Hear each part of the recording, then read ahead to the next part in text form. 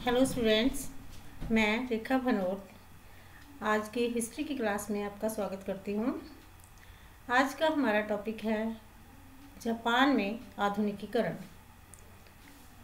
ये हमारा पंजाब यूनिवर्सिटी का 6th सेमेस्टर का भी टॉपिक है और MA history 2nd semester history of China and Japan में भी ये टॉपिक है। 1868 ईस्वी में मेजी पुनर्स्थापन के बाद जापान में आधुनिकीकरण की भावना को उत्साह मिला। इसके बाद जापानियों के जीवन के हर पक्ष पर पश्चिमी विचारधारा का प्रभाव पड़ने लग गया। उन्होंने आर्थिक, सामाजिक, राजनीतिक, सभ्याचारिक हर क्षेत्र में पश्चिमी विचारों और सिद्धांतों को अपनाया। इस तरह से ये घटना आधुनिकीकरण विश्व का इतिहास का एक महत्वपूर्ण पार्ट बन गया, महत्वपूर्ण घटना बन गई।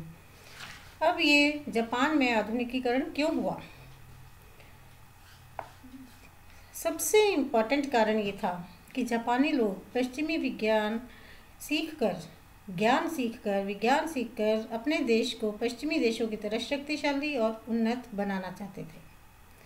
फिर उनको पता था कि उनके देश की जो अपमानजनक संधियाँ हुई हैं वो अपने देश की कमज़ोरी की वजह से हुई हैं।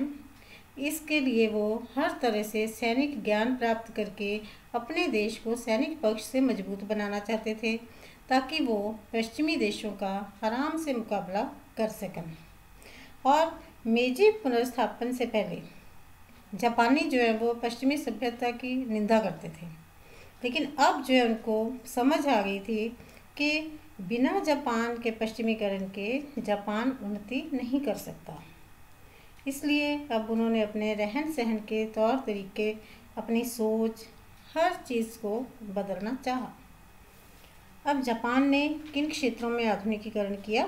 सबसे पहले आता है सेना का आधुनिकीकरण।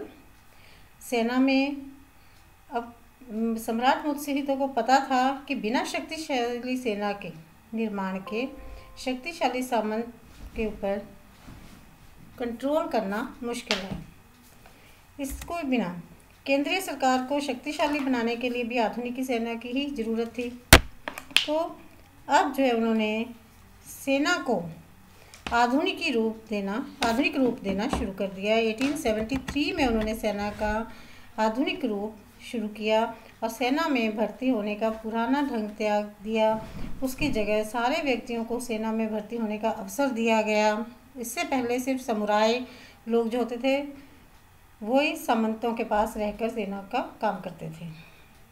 अब 1873 में उसके बाद जापान में हर मर्द को 3 सालों की कंपल्सरी सैनिक शिक्षा देनी पड़ती थी और जर्मनी और फ्रांसीसी सलाहकार के साथ जापान की सेना को नया रूप दिया गया, सेना का आधुनिकीकरण किया गया। उनकी नई नई सैनिक प्रणालियों का उन्होंने अच्छे से अध्ययन किया और उनके अनुसार अब उन्होंने जो है अपनी सेना को आधुनिक बनाना शुरू कर दिया। सुरक्षित व्यवस्था का भी निर्माण किया। सेना की सुरक्षा भी बहुत ज़रूरी थी। पहले सैनिक विभागों को सुचारू तरीके से चलाने के लिए 2 हिस्सों में बांटा गया, युद्ध विभाग और जल सेना। पर फिर यामागाटा एरितोमो की सलाह के साथ सैनिक विभाग के 3 हिस्से कर दिए गए, नियमित सेना, रिजर्व सेना और राष्ट्रीय सेना। 21 साल के हर पुरुष के लिए सैनिक शिक्षा ज़रूरी कर दी गई।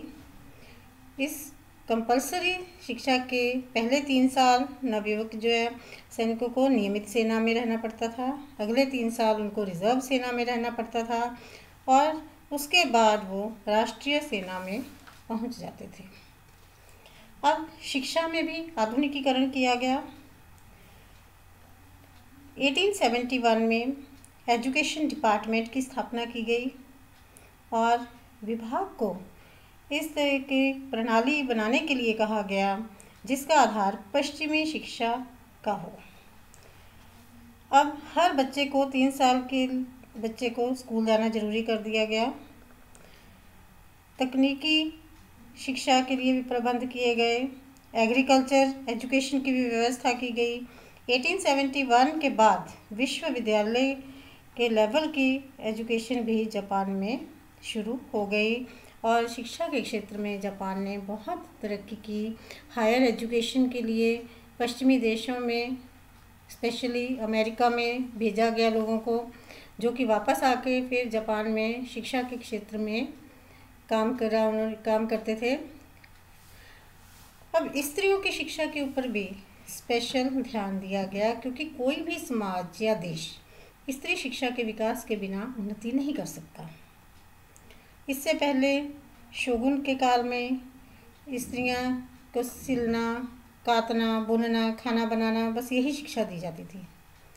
तो पहले जो है जापान में स्त्री शिक्षा भी आधुनिक नहीं थी। अब उन्होंने जो है स्त्रियों के लिए भी स्कूल खोले, उनको भी ट्रेनिंग दी गई। 5 जापानी लड़कियों को अमेरिका में शिक्षा प्राप्त करने के लिए भेजा गया, जिन्होंने वापस आके फिर अपने यहाँ पर पब्लिक स्कूल्स खोले। संगीत की शिक्षा, जापान में संगीत की शिक्षा को भी आधुनिक बनाया गया। संगीत को सिर्फ संगीत नहीं बल्कि नैतिक चरित्र, ऊंची भावनाएं, आध्यात्मिक विकास के लिए जरूरी समझा जाता था। स्कूलों में गाने गाए जाते थे, पर वो गाने जो होते थे वो बहुत ही महत्वपूर्ण वाले होते थे। ये गाने बच्चों के माता पिता, राष्ट्र, सम्राट के प्रति अपने कर्तव्य और श्रद्धा से भरे हुए होते थे। इनमें जापानी सुंदरता की प्रशंसा भी होती थी और देश प्यार, देश के लिए वफादारी की भावना भी होती थी। 1880 में टोक्यो में संगीत की शिक्षा का भी स्कूल खोला गया। उसके बाद आ जाता है जी रेल के लिए बहुत विकास रेलवे का हुआ। 1872-73 में जापान में टोक्यो शहर से योकोहामा तक पहली रेलवे लाइन बिछाई गई और उसके बाद बहुत सारी रेलवे लाइंस बिछाई गई। 1890 में रेलवे ब्यूरो को बदलकर उसका नाम रेलवे बोर्ड रखा गया। डाक व्यवस्था की तरफ भी बहुत ध्यान दिया गया, विशेष ध्यान दिया गया। तार की व्यवस्था, टेलीग्राफ की तरफ बहुत ध्यान दिया गया और मुद्रा के सुधार में भी, करेंसी के सुधार में भी बहुत ध्यान दिया गया, बहुत काम किए गए। बैंकों का विकास हुआ और खेतीबाड़ी में भी बहुत सारे सुधार हुए और खेतीबाड़ी की नई व्यवस्था जो है वो शुरू की गई। राजनीतिक जीवन में भी आधुनिकीकरण किया गया, जिसमें कि विचार सभा की स्थापना की गई। नया संविधान 1889 में बनाया गया। 1889 में उसकी घोषणा की गई, जिसके अनुसार सम्राट को शासन का प्रधान नियुक्त कर दिया गया था, लेकिन उसको अपार शक्तियों का स्वामी बना दिया गया था। उसके बेअंत अधिकार थे। नए संविधान में एक मंत्रिमंडल की भी व्यवस्था की गई, जो सम्राट के लिए उत्तरदायी होता था। एक संसद जिसके 2 सदन होंगे और इसकी उम्र 7 साल रखी गई। कानूनी प्रबंध में आधुनिकीकरण किया गया, जिसके लिए पश्चिमी न्याय प्रणाली को लागू कर दिया गया। पश्चिमी ढंग के ऊपर अदालतों का पुनर्गठन किया गया। सामाजिक जीवन में भी आधुनिकीकरण किया गया। जापान ने अब अपने समाज का संगठन भी पश्चिमी ढंग से करना शुरू कर दिया। उन्होंने पश्चिमी लोगों के पहरावे की नकल करनी शुरू कर दी, उनका रहन सहन अपना लिया, उनका व्यवहार अपना लिया। अब ऐसे लगता था कि पश्चिमी प्रभाव से जापान के लोगों का सामाजिक जीवन ही बदल कर रह गया। सरकार ने समाज सुधार की तरफ अब ध्यान देना शुरू कर दिया। 1905 में फैक्ट्री एक्ट पास किया गया, जिसमें नौकरी करने की उम्र 12 साल निश्चित कर दी गई। धार्मिक जीवन में भी आधुनिकीकरण हुआ। अब धर्म की तरफ से लोगों को सम्राट और उसके प्रति वफादारी पर जोर दिया गया। 16वीं शताब्दी से जापान में बुद्ध धर्म चला आ रहा था, पर मेजी सम्राट ने बुद्ध धर्म प्रति श्रद्धा ज़्यादा प्रकट नहीं की। फिर भी उन्होंने धर्म के क्षेत्र में बहुत सहनशीलता की नीति अपनाई और इस तरह से जापानियों के जीवन के हर पक्ष का आधुनिकीकरण हो गया था और जापान का आधुनिकीकरण संसार के इतिहास की एक महत्वपूर्ण घटना बनकर रह गया था। Thank you.